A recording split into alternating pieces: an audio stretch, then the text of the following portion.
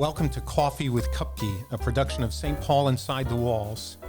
Here on Coffee with Kupke, we grab a cup of coffee, at least we're claiming this is coffee. We sit with Monsignor Raymond Kupke, the pastor of St. Anthony's in Hawthorne, professor at Immaculate Conception Seminary, diocesan archivist. We sit with Monsignor Kupke to delve into the history of Catholicism in the Diocese of Paterson. My name is Father Paul Manning. I am the vicar for Evangelization for the Diocese of Paterson. And here I am with Monsignor Kupke. So grab your cup of coffee and let's jump right in. I'm going to take a sip.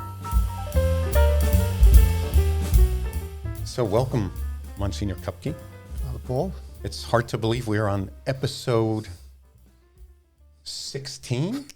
Yeah. And we're, I think... Who thought Paterson would be so interesting? No, right. And I think we're not even halfway through the book yet. We're on chapter 6 of our book, your book, Living Stones.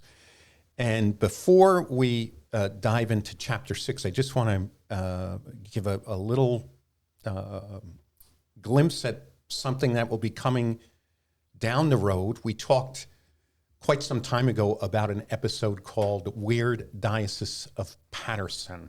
Right. And it sounds to me like we might be ready to talk about some of the diocese's weirdness. Strange anomalies. Yes. So I just want you to be looking out for that. That'll probably drop in a couple of episodes, the Weird Diocese of Paterson.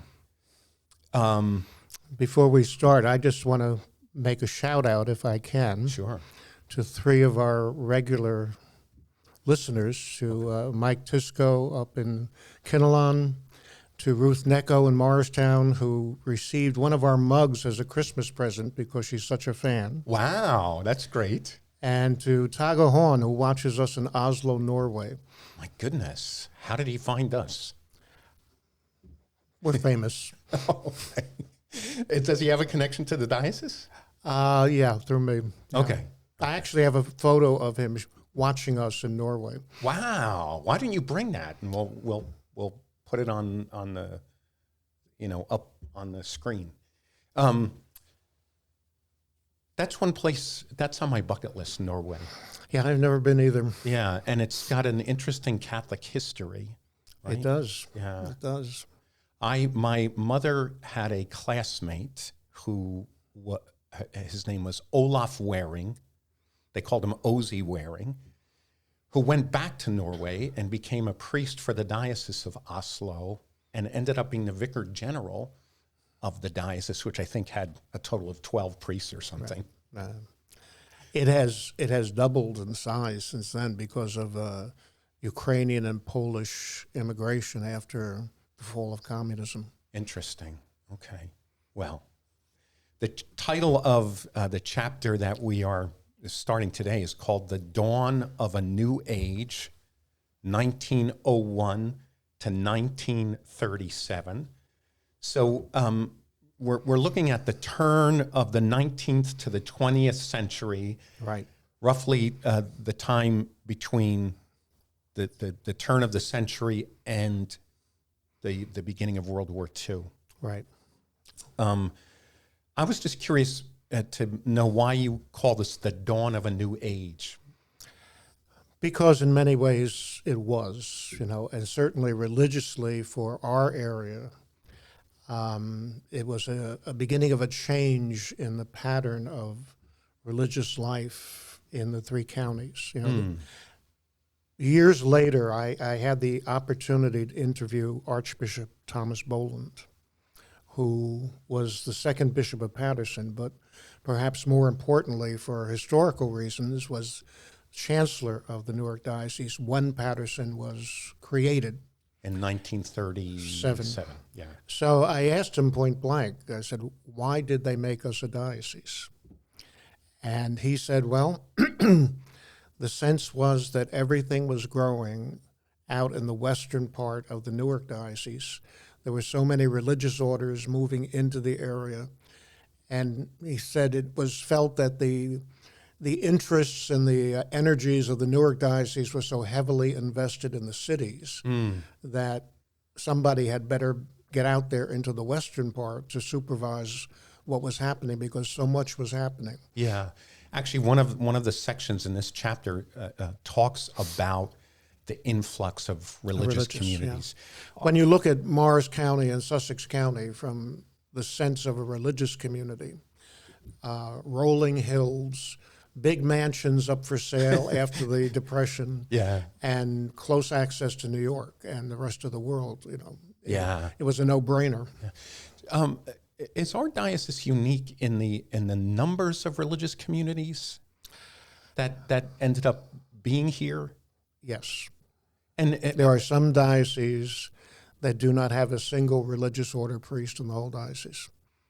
and We at various times have had hundreds. yes, yeah. I mean, once is it pointed unique in the nation? I once pointed out to Bishop Rodheimer that Morris Township, which is the municipality that encircles Morristown, Yeah. had more religious than some of the dioceses in the Midwest. Because within the boundaries of the township, you have the Jesuits, you have St. Mary's Abbey in Delbarton, the College of St. Elizabeth, you have the Philippines, you have the Carmelite. All of that is in the township. Of Morris, So at one point, they had like 3 abbots, 200 priests, 800 nuns. and a all in- partridge in a pear tree. There's a legend that the politicians in Morristown became concerned about compensation in particular, that all these Democratic nuns from the city were going to change the voting pattern of the local elections by voting. Republican, yeah. Exactly. Wow. So we are unusual in the sense that we have so many. Now, this is an aside, but you interviewed Archbishop Boland. Yes. Now, did he go somewhere else after Newark? He became Archbishop. No, he died as Archbishop Emeritus of Newark. Oh, he retired. Yeah. Yeah. And when did you interview him? For what reason?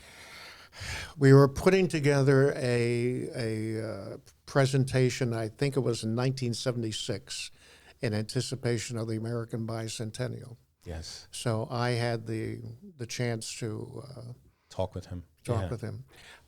It's an interesting commentary on how much has changed since then. 10 years later, when I was writing the history of the diocese, and I went to access that tape, the technology that we had used in '76 was so obsolete that I had to go into Manhattan to a company that specializes in obsolete technology to have it transferred. Okay, yeah. It was probably a cassette tape? Yeah. Yeah, interesting. So I noticed in the footnotes, I've gotten in the habit of going to the footnotes early on. Whole stories in the footnotes. I noticed in the footnotes a shift here in the book, in that, as far as I can tell, this is the first chapter in which you include anecdotal information from people you actually interviewed. So you're interviewing people with connections to the content of this chapter. Is that right? Yeah, you're starting to deal with living memory. Right. And so in particular, I noted Albin Stolaric. Right. John Labash. John Labash was Dennis Hogan's sister's father-in-law. Oh, okay. Father Dennis Hogan was a priest of our diocese. And then Stephen Matthias. So you interviewed these people who were connected to characters. To the great blow-up in St. Mary's Slovak parish in Passaic. Yeah. Okay, so we're going to talk a little bit about that. What was it like interviewing these folks? Was their recollection trustworthy? Yes. And Labash in particular, I had known him somewhat through my classmate, Father Hogan. We had been at family things together, but I had no idea how he was connected. He ran what was then the Slovak funeral home in Passaic. Okay. And because he and his father were undertakers, they were one of the only ones that had driver's licenses, Oh, cars in Passaic in the 30s and 20s. yeah. So he, as a 19-year-old, drove the priest who was causing the uprising in Passaic down to meet with Bishop Walsh and Newer. Oh, my, interesting. And he had a whole recollection of the whole, I just sat there and wrote as fast as I could. Yeah. It's interesting because these men that you interviewed were, I think one of them was in his 80s when you were interviewing. They were so old. they didn't last much longer. No. Yeah. That's great that you got to talk to them. And subsequently, just in the past month, the article that I wrote about that has been picked up by the Polish National Catholic Church because this is one of their parishes, and Yes. it's a different angle. When did you write an article about this? About 25 years ago. It took them a while to find it. Well, they couldn't find it, and they finally wrote to me. They knew it existed, but they couldn't find it. So they wrote to me and said, do you have a copy? Huh. Maybe we should look at that again. Yeah. But the other thing that changes with this period is I became aware that the 20th century was not being recorded. Oh. That it was, it was easier to find out stuff from the 19th century because of diaries and records, but as technology was moving along, people were not recording things in the same way. So I kind of made a conscious effort to include more anecdotal material in the footnotes because I figured these will never be preserved if I don't write them down here somewhere. Yeah, They'll just be lost for the future. When I was writing, I remember I tried to find out who the first GRE was in the Paterson Diocese. I was going to include just a sentence about that as a transition. It took me weeks To find to it? find out who the first one was, and he was still alive Oh. in Maine as diocesan family life coordinator, and was unaware of the fact that his hiring by the two parishes in Morristown was the first time a layperson had ever been hired. And who was it? I forget his name, but it's in the book. Yeah, we'll get to that probably in a later chapter. As that stuff kind of started to happen, I said, I better write down everything I've got here. Yes. So that some of this will endure to the future. Yeah. So Brian Hansberger, who's on staff here, made an interesting comment today to me. He said, one of the things that I really enjoy about Coffee with Kupke is the transparency and he said historians are concerned about the facts and not so concerned about how those things are necessarily interpreted or what the reaction is. They're presenting the truth. And Monsignor Kupke is kind of undaunted in presenting the truth of the Diocese of Paterson. And it's refreshing, he said. Good. And also it's We'll see what humorous. he thinks after Weird, New Jersey. Yeah, right. So I wanted to just briefly, one of the things that is happening is New Jersey is growing by leaps and bounds. In this period, you say the population doubles. Yeah. And the growth of the population in New Jersey, the rate of it outpaces the growth in New York and Pennsylvania. Yeah. Well, just an entity like the George Washington Bridge, turned Bergen County, which at that point was rather small, into a bedroom community for New York City. And, now it's the biggest county in the state. Yeah. So that was going on as all this was taking place. Yeah. I wanted to read the first couple of sentences from your second paragraph because I thought it just captured the sense of this period. New Jersey's population growth was accompanied by growth in trusts, monopolies, and political corruption, and a seemingly impregnable intertwining of political machines and corporate interests. Despite the state's unsavory reputation, the early decades of the 20th century witnessed a flowering of the progressive movement in New Jersey. Yeah. So maybe just comment on those couple of sentences. Well, New Jersey was, I mean, when people look at our state motto, the Garden State, they look at us and say, "Where are the gardens?" This is when New Jersey is changing into the industrial monolith that it has become, and the research, the pharmaceuticals, all of that is taking place, and changing, particularly northern New Jersey, into a whole different animal. But politics and human nature, it all intertwines there. If there's growth and money, there's bound to be some shenanigans as well. Exactly. I felt like in many ways that still is a description of New Jersey today. Yeah, it is. Yeah, and some of the cities. Yeah, I was thinking of that when I was watching a show the other day. There's a reason why Bruce Springsteen is called the boss. If he were in some other state, he'd be the king, the duke. But in New Jersey, we have bosses. Yeah, that's right. That's right.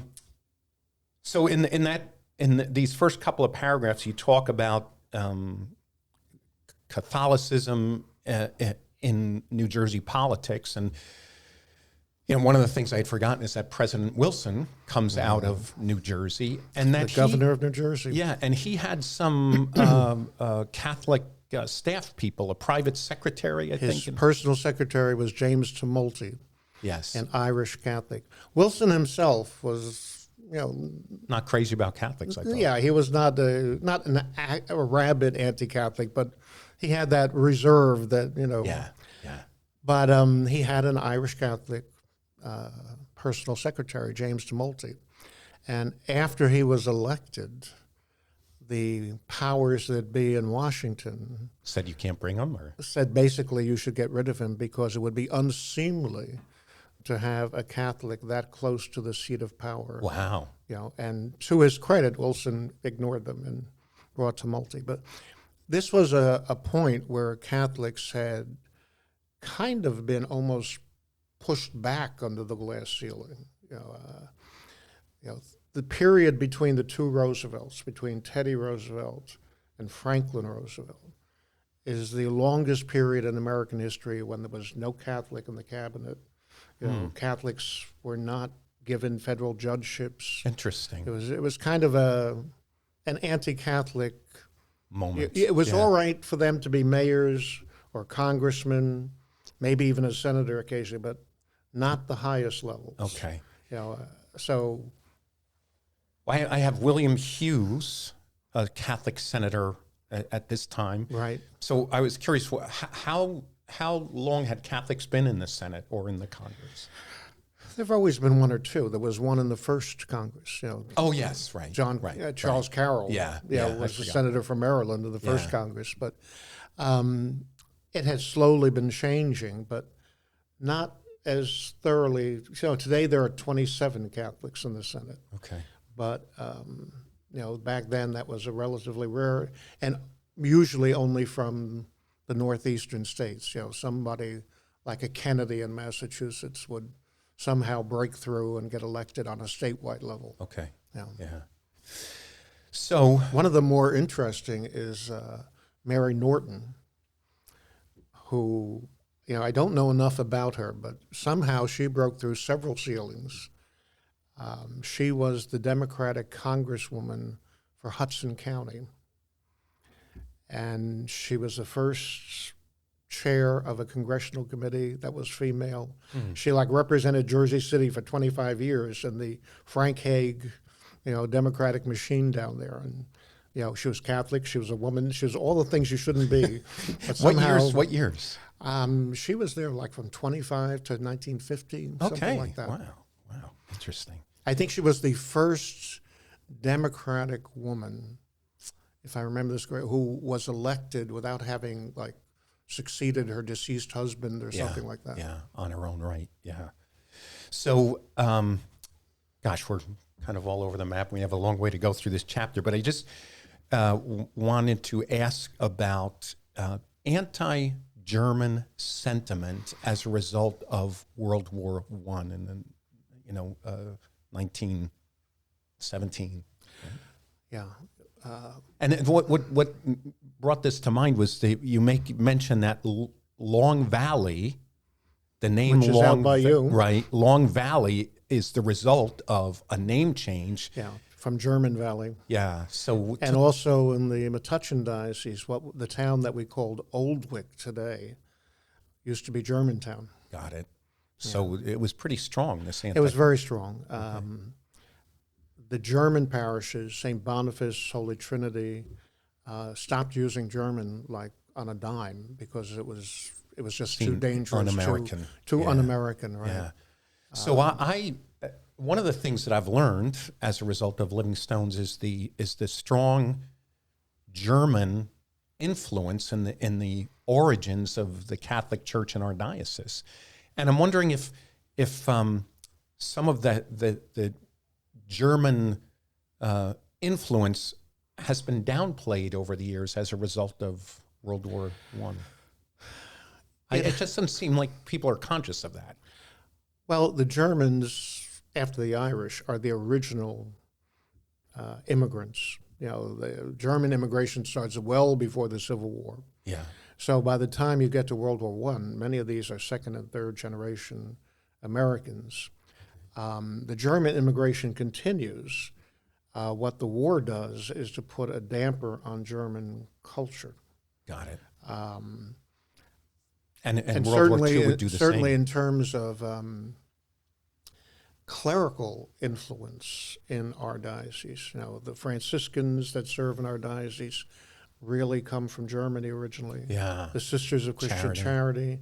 Yes. The Abbey in Morristown starts out as a German. Yeah. You know, so what's going on in Germany at the end of the 19th century with Bismarck and the anti-Catholic May laws, this pushes a lot of, immigration of clerics into America, the U.S. and that works to the benefit of Paterson, New Jersey. Well, when we continue in our next episode, we'll really jump into the meat of this chapter, but we better conclude at the moment now. Let's leave it there. I want all of you who are listening or watching to make sure that you keep an eye out or an ear out for the next episode of Coffee with Kupke. In order to stay on top of new releases, make sure you follow or subscribe wherever you're listening. And if you are on YouTube, please do drop a like and hit the bell for notifications. While you're at it, make sure to check out the other shows produced by the diocese. Those shows are Beyond the Beacon, hosted by Bishop Kevin Sweeney and Jay Agnish, our Director of Communications, and the Paul Street Journal, hosted by Brian Hansberger and Freddie Garcia. I want to give a special thanks to Joe Ginexi, our sound and visual engineer, Caitlin Ferrari, who's involved in pre- and post-production, and Freddie Garcia, who's helping out with this podcast in addition to doing his own. With all that said, I just want to thank you for joining us in Coffee with Kupke. Keep making Catholic history in the Diocese of Paterson.